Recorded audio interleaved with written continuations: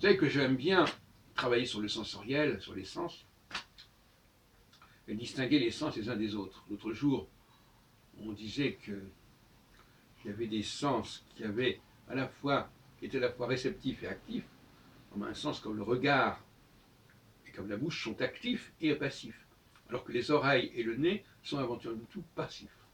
Et bien là, je vous propose une nouvelle réflexion à ce sujet.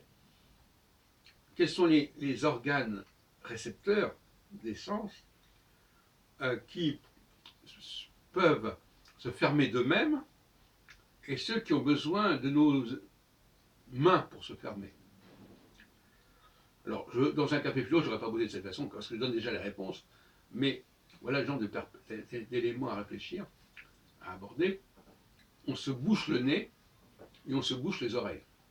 Donc le nez et les oreilles sont exposés, et alors que je peux fermer les yeux et fermer la bouche, je ne peux pas fermer mon nez ni fermer mes oreilles.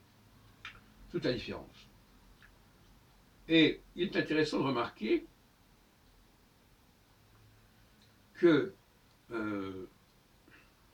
alors l'odorat, parce que le nez c'est l'odorat, eh bien donc on ne peut pas immédiatement se faire boucher le nez, ça ne se fait pas automatiquement, il faut quand même faire un geste, et on ne peut pas automatiquement se fermer les oreilles.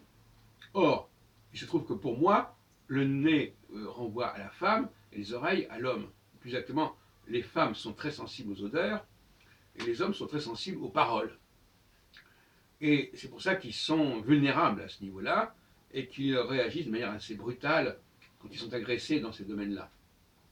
Les femmes ont une sensibilité, une réactivité aux odeurs qui est beaucoup plus forte, pour moi, à mon avis, que chez les hommes. Et inversement, les hommes ont une réactivité par rapport aux propos, pas seulement au bruit, mais aux propos, au discours, qui est beaucoup plus forte que chez les femmes qui peuvent écouter d'à peu près n'importe quoi sans réagir, tout simplement parce que chacun racontera ce qu'il a envie de raconter.